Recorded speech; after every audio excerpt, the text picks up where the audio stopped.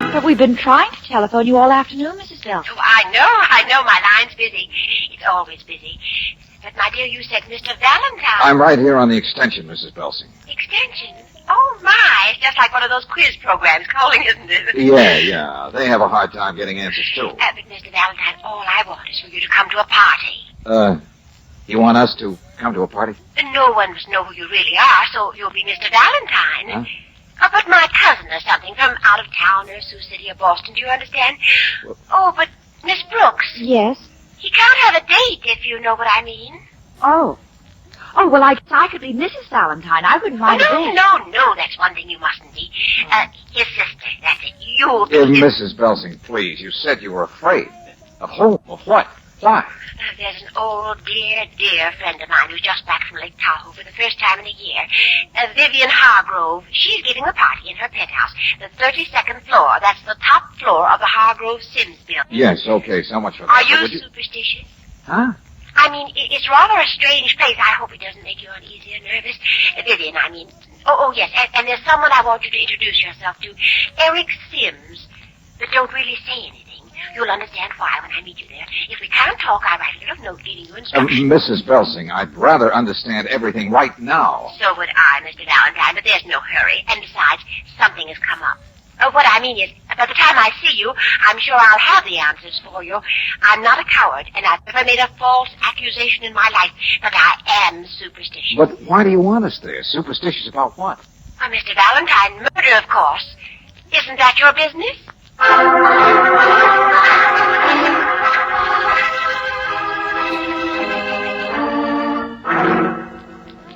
Oh, push the button again, George. Well, I did, but the arrow just stays there on the 32nd floor. Crazy place. But, George, we're late. Try one of the other buttons. Well, the other elevators aren't automatic, so they're all closed up for the night. Oh, fine. Me and my long dress and these high heels, and they're no Oh, well, shoes. Angel, we take a case from a middle-aged maniac. We don't even know what she wants, so we shouldn't complain about walking up a mere 32 flights of stairs, should we?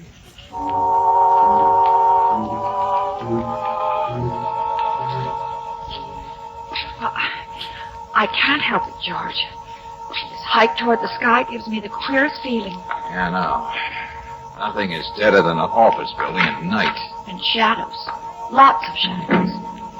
You know, I think if I believed in ghosts, I'd imagine them living in a place that... George, what is it? It's nothing, Angel. Oh. You just bumped into a fire extinguisher. Oh. What's more dangerous to us is the sign over it. What do you mean? Yeah. It only says the 21st floor.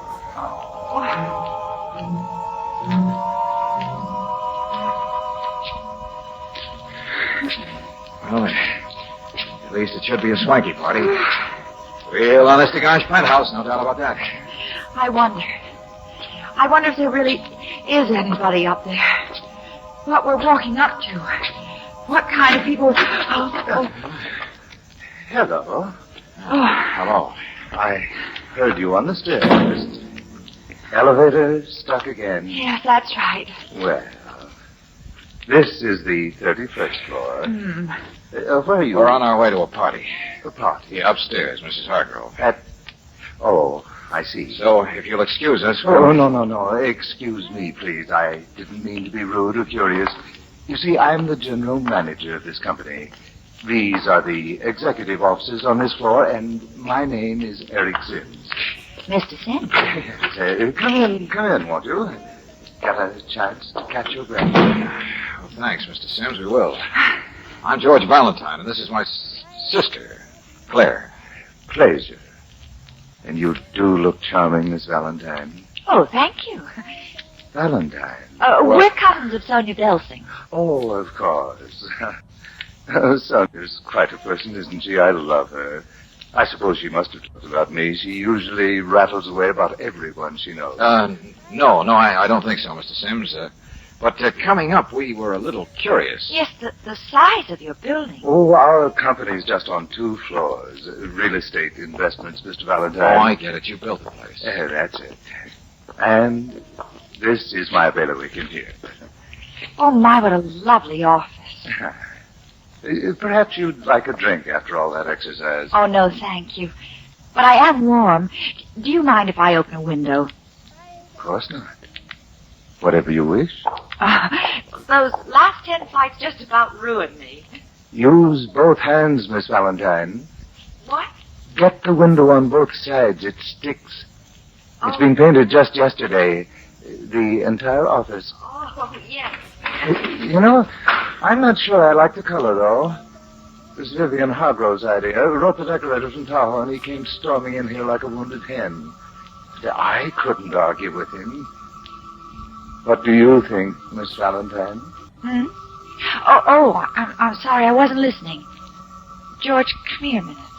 Yeah? Look. Just look down there. Way up in the air, aren't we? 31 stories. Might as well be 31 miles.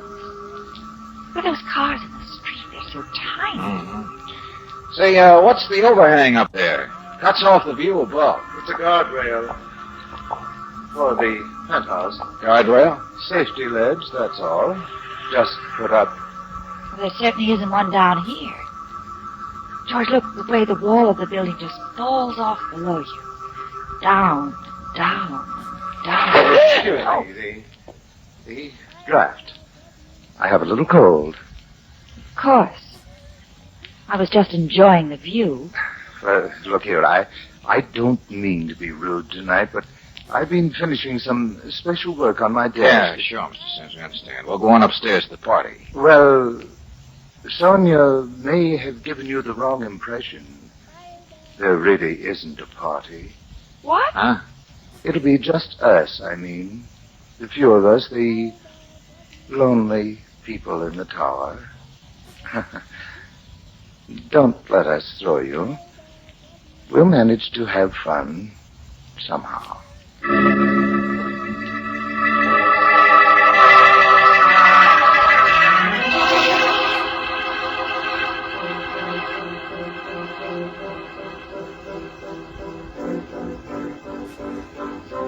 Oh, but I'm glad to have you. Both of you. Well, thank you, Mrs. Hargrove. If we'd known... I love the way you're dressed. I'll bet it was Sonia's idea. She thinks people should dress like Englishmen in the jungle. Oh, that sounds awful. All mixed up just like her. Well, Sonia's an Elsa Maxwell. Isn't she? Only I do wish there were going to be more of us. So far, it's only me and Rachmaninoff over there. Well, don't let it worry you. Crowds scare me. You're silly if you're polite. See, Mr. Valentine, I know exactly why you're here. Oh, do you? Yes.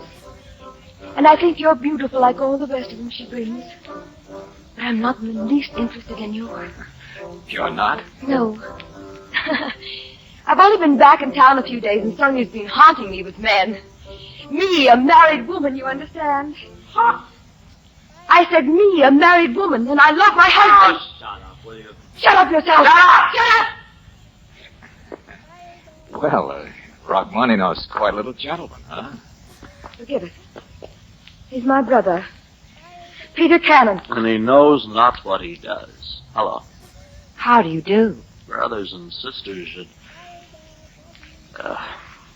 pour yourself a drink, won't you? Not yet, thank you. You look pretty well poured. Good guess tonight, Vivian. It's an improvement. Don't you ever get tired of the same tune, Mr. Cannon? Oh, no, it's the apartment. Tired of the same world. That's... let's be nice, huh? I'm a host. I'll show you around. My husband's apartment. Vivian, please. It is. She means Hargrove did the decor. Oh, well, it is rather an unusual place, isn't it? Yeah, strange decorations. Oh, I don't know. It's a hobby, that's all. He collected stuff. He does. Vivian? What's in all the cases here? My golly, George, look. Handcuffs, blackjacks, knives, dozens of them. Mayhem and violence. Oh, don't look shocked. It's just a hobby. Oh, but here. Out here are the real prizes. masks. All over the wall. Yeah. Rows and rows of masks. But they're all... Yes, Mr. Valentine. Death masks. Sure, that's right. Some from the South Seas, some from Africa. It's a good collection. It's one of the best in the world. My husband is obsessed by the idea of death. Oh, cut it out, will you? Guy's got a penthouse. Why not be unique about it? Now, some people like zebra skins. Well, he got a bang out of this stuff. He is. He's obsessed. Now, look, even out here, the roof garden. You see the statues? Sure, it's wacky, but a hobby. One guy's hobby, that's all. Are you superstitious, Mr. Valentine? Are you? Are you? Well, I'm beginning to think maybe I am. Feel the wind. Look at the stars. It's a penthouse with wacky decorations. And that's all. Just picture a penthouse. Of course, Mr. Valentine, my husband is. My Claudia, husband... please be quiet, will you? Mrs. Hargrove, I know we've intruded and you don't want us, but let's get this straight. When I heard you'd been living in Nevada the past year, I naturally assumed... Oh, no, we're not divorced.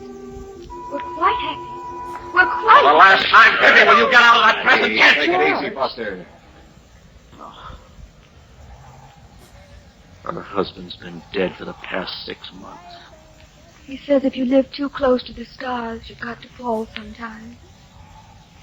And he walks out here alone. And he moves toward the railing. Like this. And he stands on the edge and stares down. And then, very smooth, like a shooting star, aimed at the boy. Mrs. Hargrove.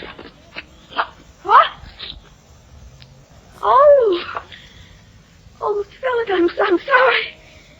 I'm sorry. He's dead. I know he's dead. He fell. Well, there's no need for you to go along, too, you know. Oh, I won't. Forgive me. I'm not really out of my mind. Oh, no, not much. But you're gonna be, Pippi, if you don't stop it. Here, please. It's this place. This crazy, haunted place. Sweet slice of heaven where just you and I killed my husband. That's what it is, Mr. Valentine. 6 months ago, I killed my husband.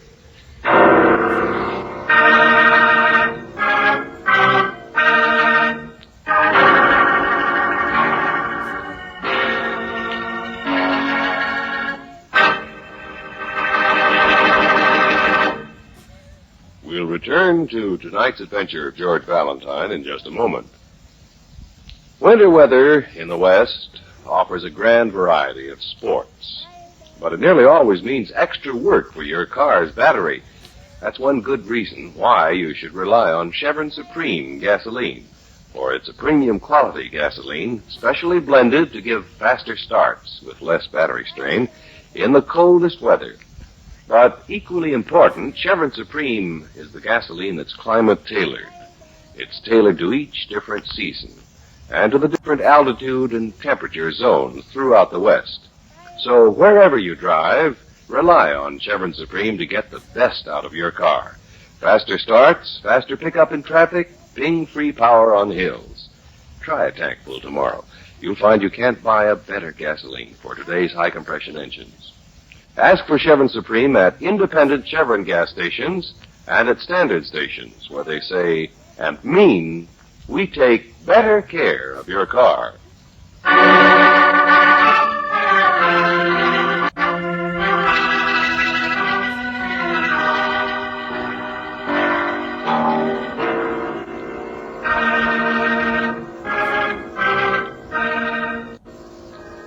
Now, back to tonight's adventure of George Valentine.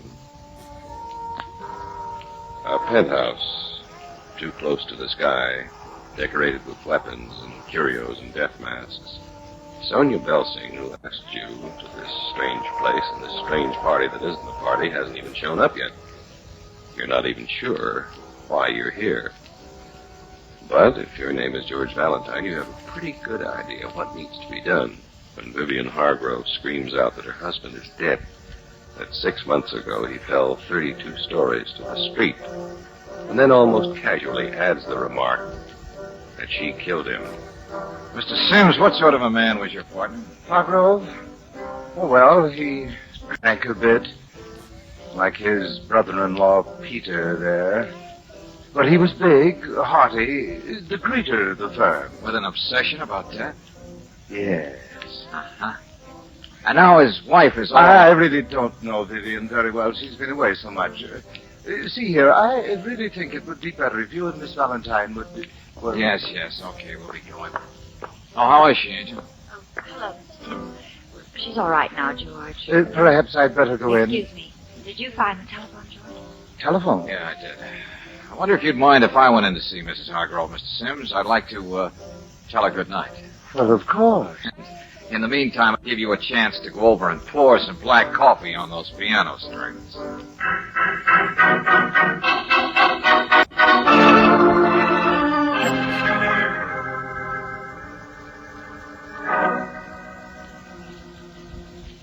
You say you use the telephone. Mrs. Hargrove, when I hear something I don't understand, I like to get an answer fast. And, straight from the horse's mouth. In this case, the police, Mrs. Hargrove. Police? You said you'd killed your husband. Well, I didn't tell them why, but I asked them what happened. They say 6 months ago there was an investigation. That your husband had committed suicide. Yes, Yeah, well, I just thought I'd say it. But you really know it, don't you? yes. They were very kind at the time. I first knew it when the wire came. The ranger had left it in my cabin. Wire? Range? I was up at Lake Tahoe. Didn't Sonia tell you? But why do you accuse yourself of... Guilt, I suppose. I was in Nevada because I was going to get a divorce. I wasn't patient enough. I left him down here alone with his strange obsessions instead of helping. But that's scarcely cause A for... feeling of guilt is a terrible thing. It gives you dreams. Like pretending he's alive when I really know he's dead. But I didn't ever act this way or feel this way until I came back for the first time a few days ago. Why did you come back to the same place at all? Well, the furniture had to be sold, the apartment leased, that sort of business. I certainly don't intend to stay here. I wasn't worried about it. My brother was coming with me. Oh, yeah, that brother of yours is a big help. Oh, he doesn't know any better, that's all. It's just the building somehow. The tower. Even before I came back, I was a little nervous. I ordered my husband's old office, Mr. Sims now, repainted, so I wouldn't remember him. I started out in that office. I was my husband's secretary several years ago. But the things up here I had to face, and I couldn't. All the souvenirs of death. I got so mixed up. Why, Mrs. Hargrove? Maybe because you still think your husband's collection was just a hobby, the way your brother said? You've never thought it was an obsession that led to suicide? I wish Sonia were here. She called from the drugstore if it were just the elevator. Oh, everybody's upset. Maybe no one close to him thought he'd actually do it. Only in your case, you can't see any other explanation, and so you develop all this stuff about your own... Valentine, no. No, Mr. Valentine, please. But you... No, I won't listen. I'm mixed up enough. I can't believe that. It had to be suicide. All right. I'm sorry. You're afraid I'll go spinning off the handle again. No, Skipper, will you please? I know the elevator wouldn't stop, Sonia. But maybe I should see about having it fixed if it hasn't been... I've already spoken to your brother about it. Oh, Peter doesn't know what to do. Down in the office is a separate house phone with the building engineer. I'll run down and talk to him. Yeah, that might be a good idea, Mrs. Hargrove. Give me something to do, you mean? Maybe. I'm all right, really, I am. But we'll do lots of things tonight. And singing and dancing, we'll have so much fun. It'll keep my mind off the normal place. And, Angel, we don't even know yet why we're here. Well, George, it wasn't just to take care of an hysterical woman. Sonia said she was afraid... Come on. What's that?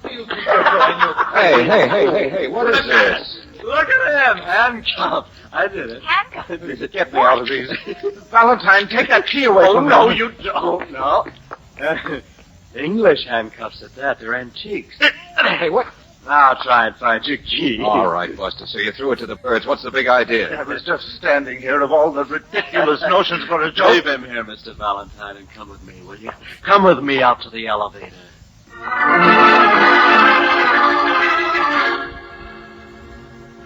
The arrow points to the ground floor, you see?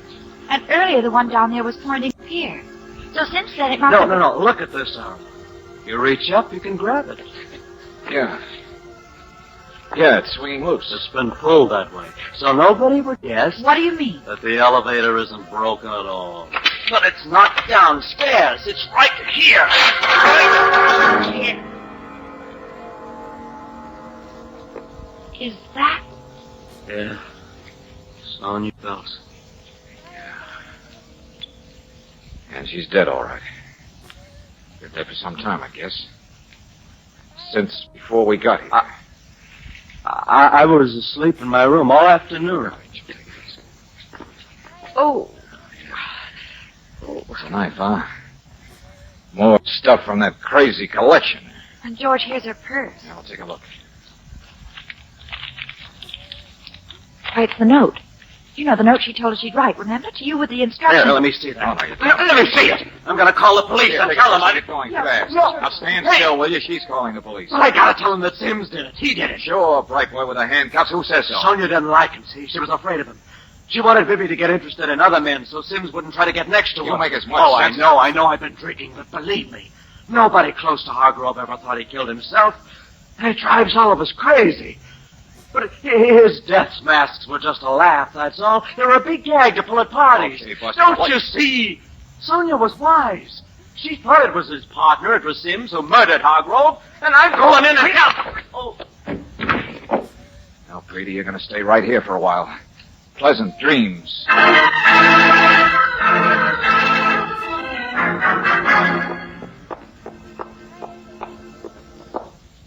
Get him, Angel? Yeah, I talked to Lieutenant Riley. He'll be here as fast as he can. Well, let's see that note Sonia Belsing wrote. You know, George, it's funny.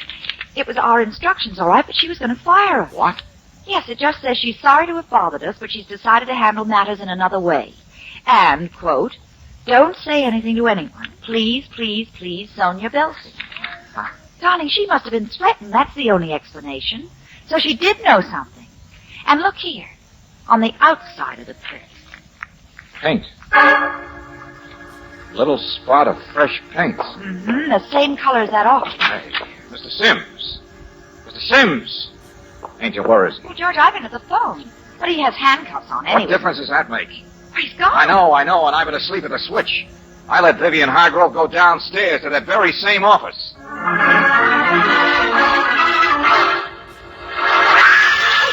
It's Sims' office, all right. Come on, through here. No! There's a window! No, let go open! Stop it! Another time! They're going to fall! It's Mr. Sims! Hang on! Get it! Hang I on! got it! Oh, You're all right. Hang on, hang on. oh, it was trying to push me. Oh, oh, George. Tried to kill me. I was here in the office. He followed me. He had those handcuffs on him. He hit me with them. Come on, George. Take it easy. Get away from the still. It was awful. He was insane.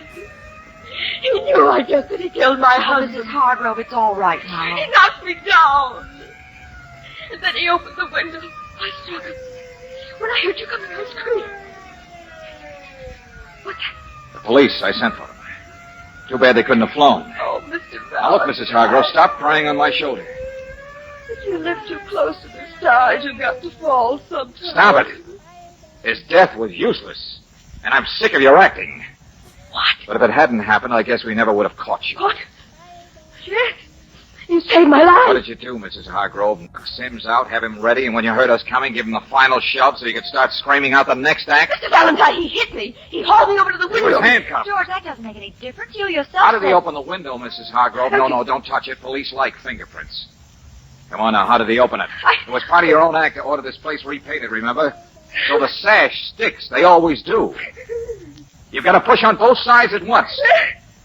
And how are you going to do that, Mrs. Hargrove? When you're wearing handcuffs.